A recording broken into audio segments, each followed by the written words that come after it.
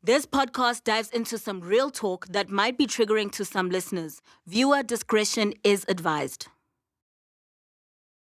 So, Dintang, it's your girl Mads Not Hot, aka Chippy Yappy. Oh, welcome to another episode of Clock It, the Down South edition brought to you by Staying Alive Foundation. This is where we have the real, the necessary chats, the important conversations, and we clock the real tea.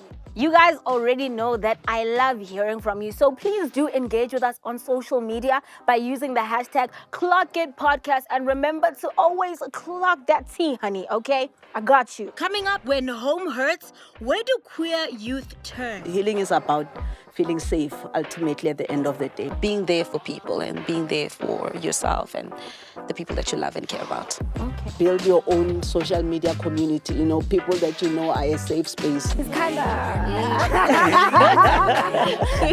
She's biting lower lips. You understand? And she's loud, and she's proud, and she's out there, she's confident, she's vibrant. The streets shed some light on South Africa's opinions. Life is about social media all the time. You need to interact with yourself and your well-being. So addictive also the social media. It's always a constant battle, like whether I still want to carry on with this life thing or I just want to, end my own life. And we bring it to a fun and games conclusion with the Down South Facts Game. Which one is the lie? Yeah. Okay. It's worth sticking around. Why don't you put out the lights, boy? Why don't you turn the lights out? And that's why they call it down south, boy. That's why they call it down south. Why don't you put out the lights, boy? Why don't you turn the lights out? Healing through friendship and found family is a flex that I am willing to go down with. And that's what we're going to chat about today with our guests. So please, guys, stay tuned. Starring as Kedibone, the survivor and ally. She's a face you know well, Ayanda Nzimande. LGBTQIA community and trauma survivor champion, Dr. Dulcie Rakumagwe. That's a fire combo. Oh, yes, guys. Welcome to Clock It. I love that. Dr. Dulcie, have you ever clocked it before? No, this is the first time. I'm like so nervous clocking. Yeah, I get that. Ayanda, is so lovely seeing you. You look gorgeous. I thank you. Thank you. From MTV Shuga Down South to the Clock It podcast. How are you feeling today, speaking about Kedibone? I'm so excited. I'm so excited to speak about Kedibone again. It's a character that was so close to my heart. Oh, man. Do you have any similarities with Kedibone? Low-key. Yeah, there's some things that, are similar.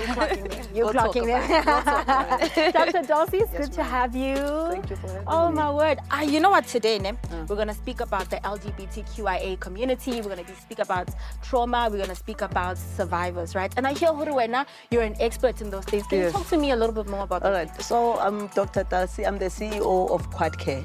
Okay. Yes, Quad stands for Quality, Accessibility and Dignity. Okay. So that is how we are providing healthcare, to the communities, because you raise the issue of LGBTI and you think dignity in healthcare.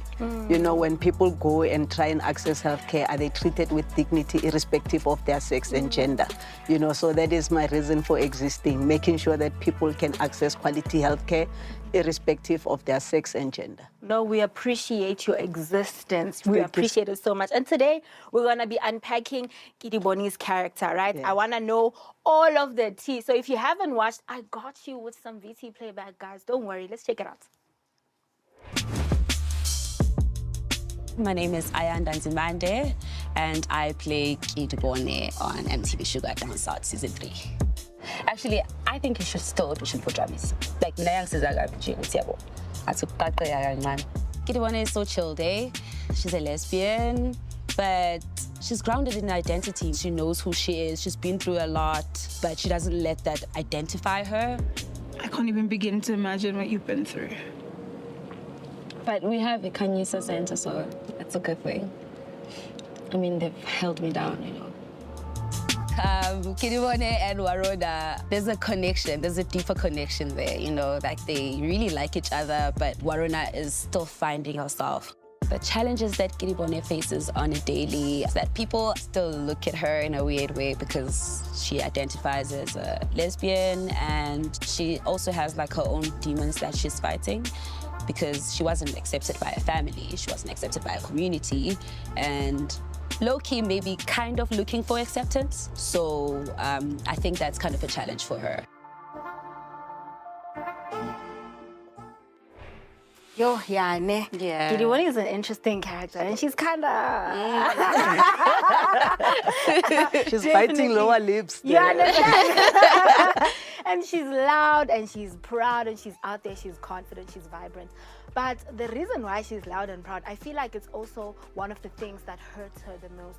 Do you think Uguti, she still wants, you know, to be accepted by her peers? She's still like low-key seeking validation? Definitely, she is, because she's never been accepted anywhere, you know, especially by the people that she trusts the most, like her family, her community. They never accepted her. So whenever like she steps outside, she really wants to stand out so people see her and accept her. So yeah. So no matter how loud and proud you are, Nje, there's always that little thing with you, okay, I want to be accepted. I want to feel like I belong, right? Yeah. Speaking of acceptance, you know, the LGBTQIA community, we speak about it a lot. We are informed, we know, right? Yeah. But there's very little spaces for them to exist. Yes. And why do you think that is? So there's a lot of community education that needs to happen. You know, like when we always say LGBTIAQ plus whatever, Yeah. a lot of people don't even understand what we're talking about. You know, and we live in society that is ruled by culture, but that is ruled by religion. You know, so there's so many systems of oppression that are there, like, you know, in the communities. Even if you're not looking at the queer community, you're just looking at women. Women are also fighting for that acceptance and affirmation, you know, that I can exist in this way as a woman without someone looking at me sideways. I can wear baggy jeans, you know, and not wear high heels. You know, I can put on makeup or choose not to, and not feel like, you know, anyone will discriminate against you. So it's even worse for, like, you know, people who are sex and gender diverse. If you are a lesbian woman, it means you are saying, I will not be with a man. You know, Mom, I will not bring you grandchildren, maybe. You know, you will not be getting lobola from a man for me. You know, so those are like hard pills to swallow sometimes for families. And these conversations need to happen, you know, so that people can be accepted for who they are and how they want, you know, to be represented if we are to create a safe society. I get that. And you mentioned something very, triggering, you know? Because as a queer person, you go through, listen, I'm queer. But the one question you get, so when I, so how do you, so when now come on, go relationship in, I mean, those things are very, guys, let's stop it, it's 2025, Yeah. So speaking of Kedibone, she's someone that goes through corrective sexual assault, which is something very sad. But I want us to chat about that, right? And for a little bit of context, Dr. Dulcie, and someone who hasn't seen the show, I'm going to play you a playback so you can see what I'm talking about. Let's check it out. Oh, I get it. You lesbians stick together. No, that's nice. I'm not a lesbian. Darling. Shame. My gate just says otherwise. Did you know you were... What, lesbian? I did. Probably like in primary school or whatever. So is everyone okay with that? What? I was and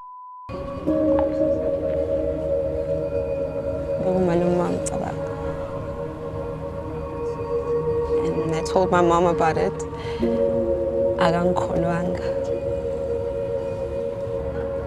In fact, akekho umuntu wangikholwa. Bangixosha instead. That was tough. I mean, I can imagine the trauma. Dr. Dulcie, for someone who's gone through something that Kedibone has gone through, what does healing look like for that person? Sure. Healing, that's a difficult one, you know, because she talks about her family also not believing her and discarding her, you know, because healing is also now finding other families, like, you know, making your own family, people that you can feel safe around, you know, because healing is about feeling safe ultimately at the end of the day, making peace with what has happened and not blaming yourself, you know, for any of it. You know, they call it corrective sexual assault, as if there is something wrong with you that needs to be corrected. You know, so healing is also getting to a point where you understand that there is nothing in you to correct. People will find different reasons to sexually assault. You know, another woman would be sexually assaulted because they were in the wrong place. You know, they were in a club. They were wearing a miniskirt. I said hi to her, she didn't say hi back. Now your sexual orientation has just become another reason for people to do that. You know, so healing is realizing there is nothing wrong with you in the first place to correct. Okay. And as you find other people that you will feel safe around, you know, being able to speak, you know, about this in a safe space, finding therapists or even medical practitioners that will believe you and give you the treatment that you need, you know, to be getting. So there's no destination when it comes to healing. You know, it's a continuous journey, and you having the right conversations with yourself about what you have gone through and what you need to experience to feel better on the day and the next day, you know, and the day after that. Yeah, no, I'm hearing you. I'm really hearing that, chat. And we hear Kedibone's journey, right? I know that she's surrounded herself with people that she can like have community with who's outside of her family. How do you think Kedibone managed to create that space for herself? Well, there is a community center that she went to, and they have like counseling there, and also they did like have drummies, so it's like a dance group or whatever. She just had a lot of adult support her, like a lot of people who were in that space that really supported her and provided space for her. So when she left home, she didn't feel safe. Nobody was listening to her, and she just found this place, and they held her. They made it feel safe for her to speak her truth and to see herself. It wasn't an easy thing for her, but she eventually did open up, you know, with counseling. She was seeing a therapist, which is the same therapist that she recommends for Waruna to go see. Yeah, and I think Waruna, guys, her journey as well is kind of like, and we have in the show Dr. Dulcie Kanyisa Center. Do you think we have enough of those right now in reality to support not just the queer community, but people who really struggle with mental health? Yeah, so there are a lot of mental health NGOs that exist. You have your South Africa Depression and Anxiety Group. Yes. You know, that is accessible to everyone. I personally run an NGO also called Queer Well. Okay. You know, this is like an NGO that provides free mental health care and support for the LGBTI, you know, community. There are those kind of institutions. There's Forum for the Empowerment of Women, for instance, you know, that will help her with the sexual assault part, getting the right medical care, accessing the right medical care, also with the justice of it. You know, because whether it's family member or not that has done this, justice needs to be served. You know, like the police need to be involved so that the perpetrator is brought to book. You know, so there are institutions that exist that can make like things a bit easier for Kedibone. Oh yes, that's good information to know. So I want to know from you, as a human and as someone who's spotlighting Kedibone's journey, right? Why is this message so important? It is very important because, you know, as a child is growing, you get to know yourself and you get to learn certain parts about you, and your community obviously shapes you. So it's important that even the things that we watch on TV, the things that we see on TV shapes a child, shapes someone in a way. And it feels good to see yourself on TV and being represented on TV. And that's my role as a storyteller. I get into people's shoes and tell their stories. So when they see themselves on TV, they don't feel alone. They don't feel completely alone. They're like, oh, that's me, that's my story, you know, and maybe I become their voice in a way. So that's why it is important to me. Okay, Dr. Darcy, care to jump in? Yeah, no, I love what Ayanda just said, representation. It is so important for the young kid that's coming up, who's also trying to discover what, like, you know, why do they feel this way? Why do I feel like I'm more interested in girls than boys? Is there something wrong with me? You know, and then seeing that on TV, it's like, oh, okay, there is a bit of validation that I'm not so crazy, you know. And it also becomes, like, activism comes from many different things. Media plays a big role because that's where people hear the stories and people are even told how to respond, you know, to certain things. For me as a medical practitioner, representation for me means like that queer kid who comes into my practice and says, oh, I can also be a doctor. You know, it's like, I'm not limited to just partying and doing other things, you know. So that, I think that is really all it's about, representation more than anything. Representation is very important. Yes. Yeah. As much as we can say what we want to say, the people in the streets also have opinions. So let us check out what they have to say on the Down South mic. As a gay person, most of the time on social media, I get a lot of homophobia around social media. So if I get that a lot on my videos, that's the time when I switch off my social media. And as much as social media sometimes takes me out of the world, but sometimes it just brings me back into my mental health issues. Life is about social media all the time. You need to interact with yourself and your well-being.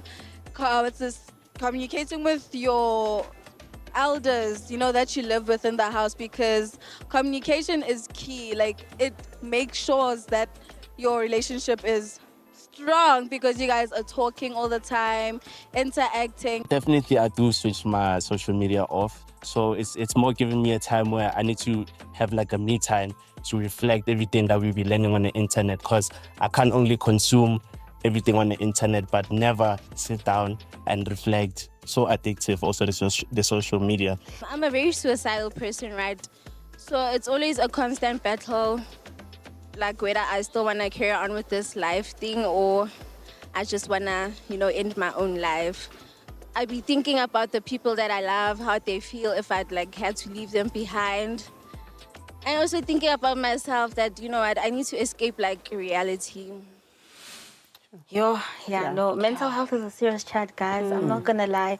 I'm hearing this last girl, she's saying she's a suicidal person, right?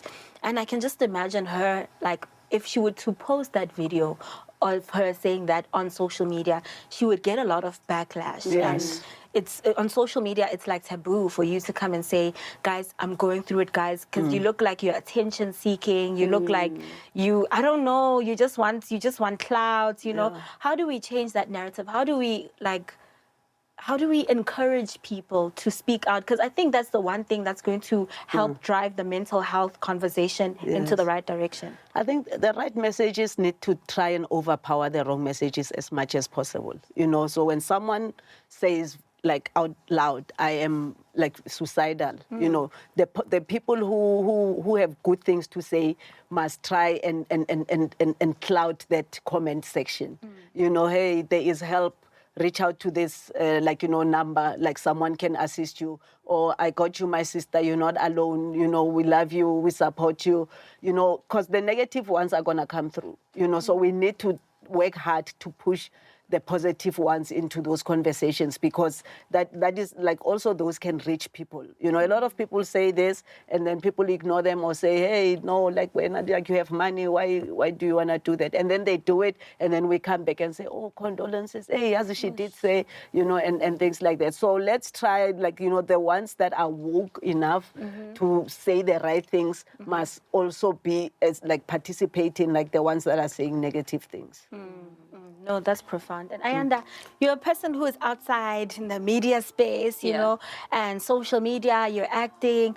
I really need to know, how do you balance your mental health? How do you cope? Because you can't, I mean, you can if you wanna, but you can't go out there and say, guys, ndiyagoa, you know, how do you balance mental health and your real life? I'm a person who is not really out there on social media. Like right now, deleted my social media. Sure. Yeah, I take breaks because it can get draining. Yeah. It can get too much.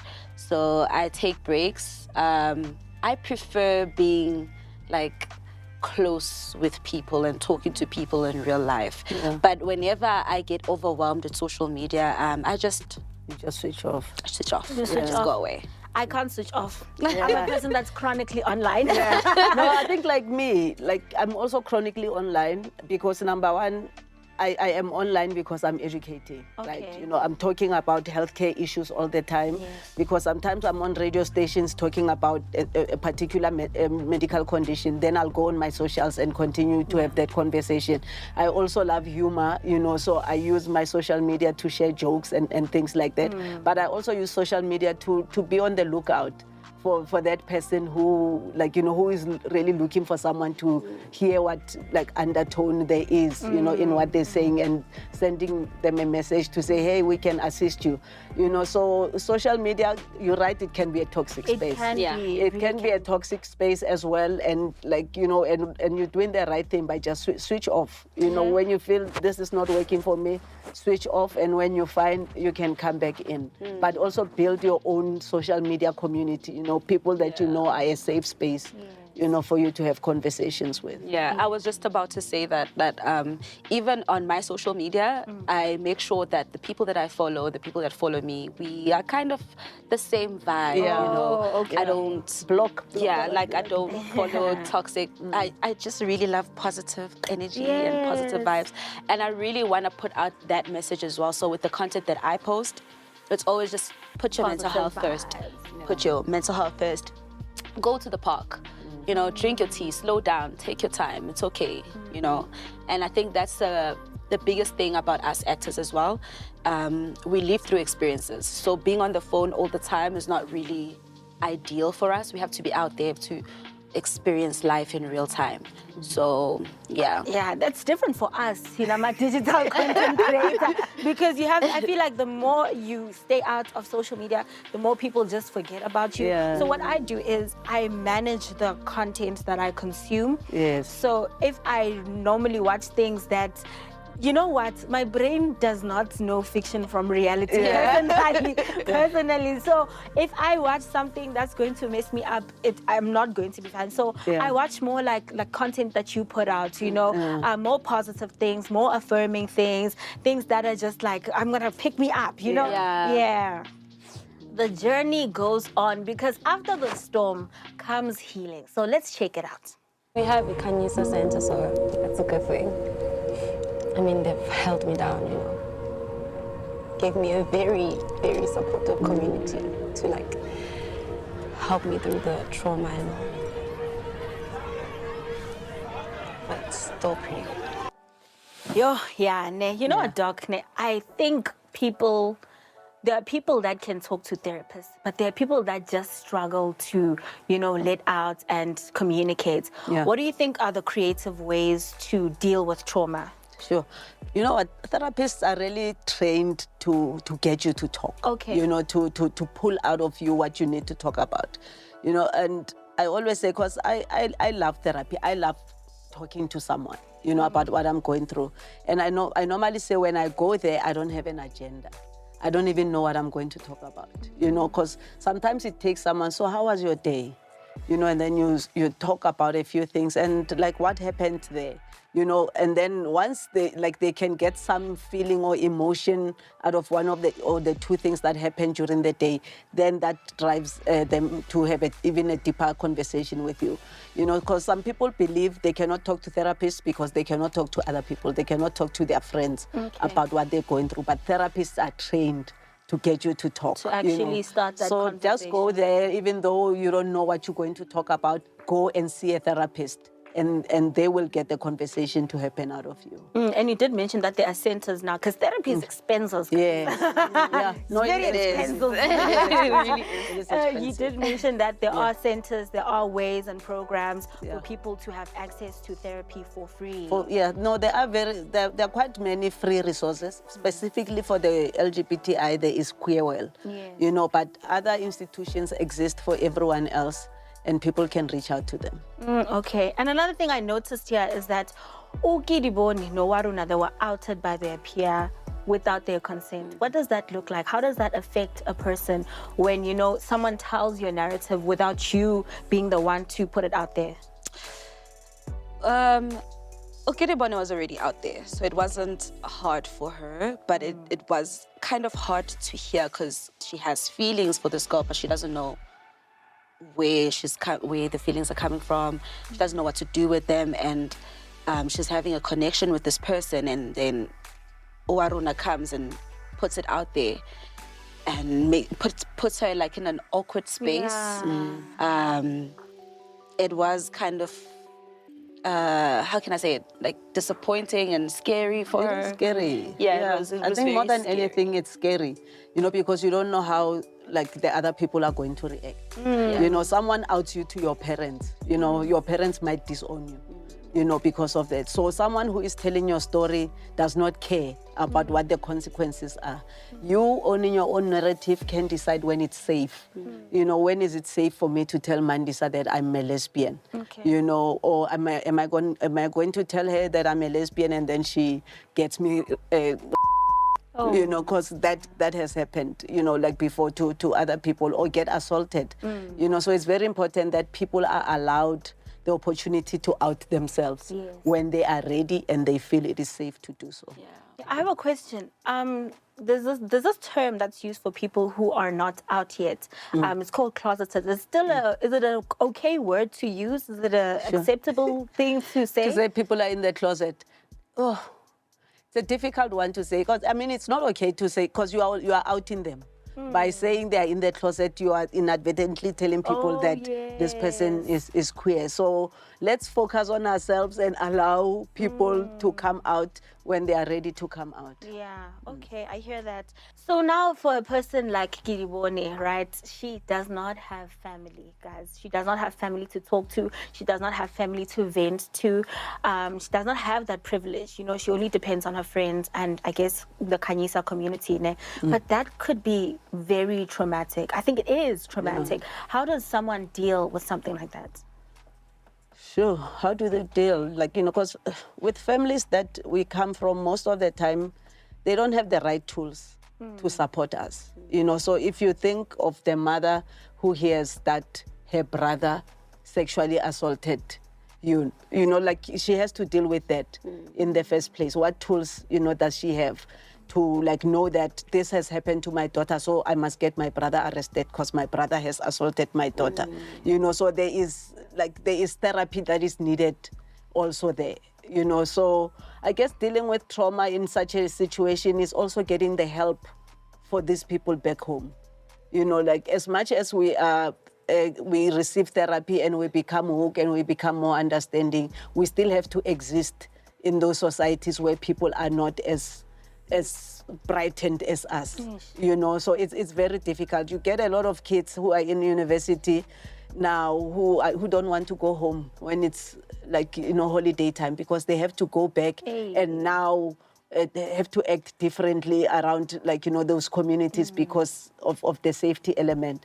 So it's a multifaceted problem. I really don't don't have the right answer to say this is how you deal. But it's a multidisciplinary approach, bringing many different stakeholders, a psychologist, social worker, getting for therapy for the family or even the loved ones, around you. So as we get that healing ourselves as queer people, we need to also think about making sure that those people that we count on are also getting some therapy and healing.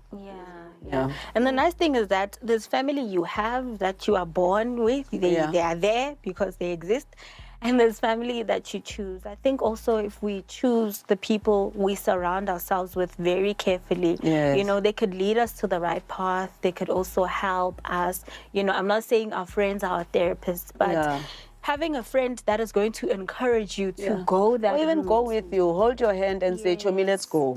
You need help, Chomi, you're not coping. You need that someone who'll be that encourager for you.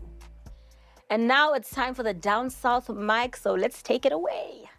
So basically, I like to say to my friends that it's better having a scar inside or outside your body than having a scar inside your heart because it's very difficult to heal.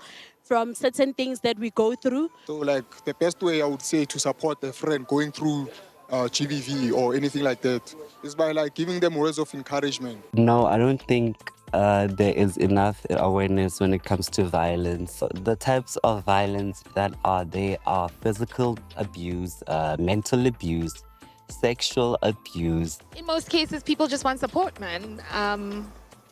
And what I do is just be there for them. And if there's any way, any form they need help from me with, then I do assist them. If there is a place that they need to go and I need to do research for them, then I'll definitely do so. But if they just need support, then I'll just be there. If there's anything I like about the Down South mic is that you get to hear the actual stories, the actual opinions of people. I mean, do you resonate with the things that they just said? Definitely. You know, I have community. I have people that I can trust. And I believe that with the space that I hold as well, I am that person for people. So I definitely relate to what they're saying. It's being there for people and being there for yourself and the people that you love and care about. Okay. And doctor, as a professional, what do you think? First thing is believe them. When people come and say, this has happened to me, you know, believe them. And even if you don't have the right resources or tools, say, yo, Chomi, I don't know, what are we gonna do? You know, now it's not just that one person dealing with this. It's us now as a unit saying what resources are out there like that we can go to, you know, to get assistance. But believing that person is really the big first step. And then, such like, you know, like the last person on the Down South mic was saying, like, let's do research. You know, do research together with your friend and try and find where do we go. This has happened. And we have Google, we have AI tools now. We have all these tools, you know, that we can go into and say, this and this has happened. Where do we go from here? And you know, get that guidance. But like now this person is no longer alone. You know, there is someone next to them helping them deal with this. So it's really quite helpful. What a chat. Yazini. I'm well informed today. But guys, we've spoken, all right? We've unpacked. It's now time to play some games. So let me explain the game mechanics for you, okay? I'm going to read out 3 scenarios, and 2 of them are the truth. One of them is a lie. So I'm going to give you a board, and then you write for me which scenario is the lie. And at home, you guys are definitely welcome to interact with us and play the game with us. Always use the hashtag #ClockItPodcast, #truth, #lie. Are you ready? Let's go. Clock it. Hey, clock it. Please take one and pass it over. Then get the erasers in case you change your mind. I'm kidding. Round 1, scenario A. Kedibone ran away from home after her family blamed her for what happened. Scenario B.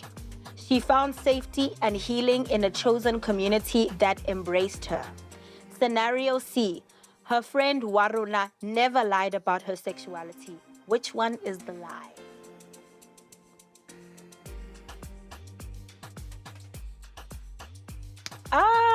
Only advantage. Go with but she didn't run away. They chased her away. She ran away. She ran. Which one is a lie? Technically. How? She didn't run away. No, she ran away. Okay. She actually ran away. Doc, while we're talking about that, how important is sexual identity? Sure. Identity, I think let's start with identity. For everyone, identity is important. How you identify and how you want to be respected and received is very important, you know, to you as an individual. Like, I'll make you an example of someone who's married, who's now called a Mrs. You know, they don't want to be called Miss. Nope. You know, because why are you not recognizing that I'm married and now I'm now a Mrs.? So if I say to you, I am Dulcie and I am a she, and you say, but you sound like a boy. But, you know, so you are invalidating me. So identity is important, and it being affirmed, you know, by like those that are important to you is really crucial. Okay, I hear you. Okay, let's continue playing and you Yes. coming through with the facts. You know, clocking it. Yeah. Round 2. Scenario A. She stood up to HIV stigma and defended her peers. Scenario B. She never struggled with self-confidence issues. Scenario C. Kedibone's family and community not believing her about her corrective incidents left her with trauma. Which one is the lie? Yeah. Okay. I see we're in tune now. We are in tune.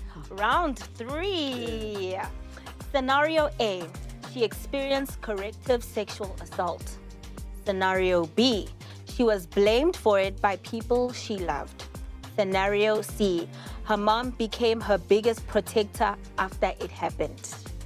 Which one is the lie?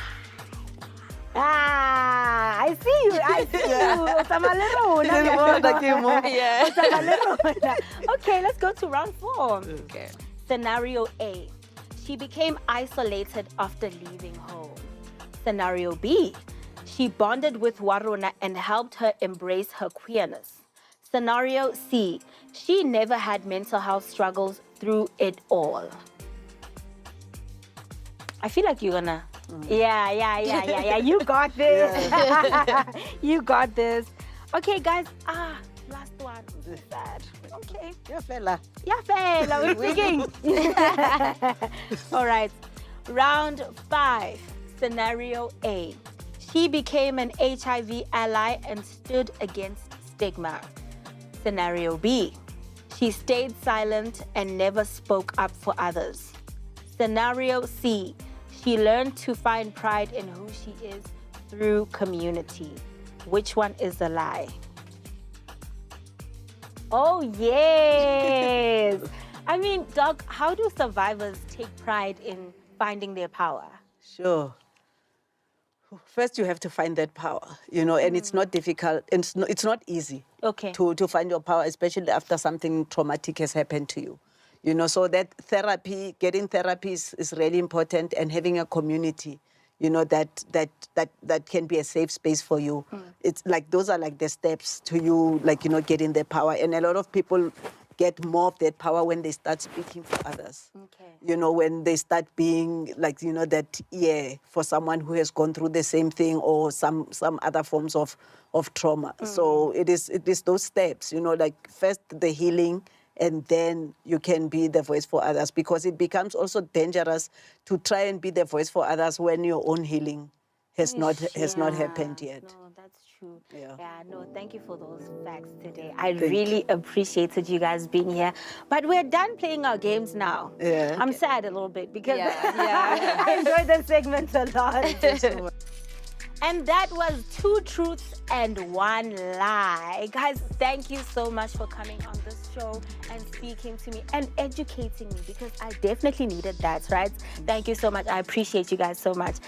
And for you guys at home, thank you for always engaging with us. Remember, take accountability. Take care of yourself and your mental health. I always say self-love is self-up. And always remember to clock it. Catch us again next week for more raw conversations and more empowerment, because I got you. That's me, your girl, Man's Not Hot, aka Chipi Yapitori. Don't forget to use the hashtags on social media, #ClockItPodcast. And always remember, guys, clock it! Yes!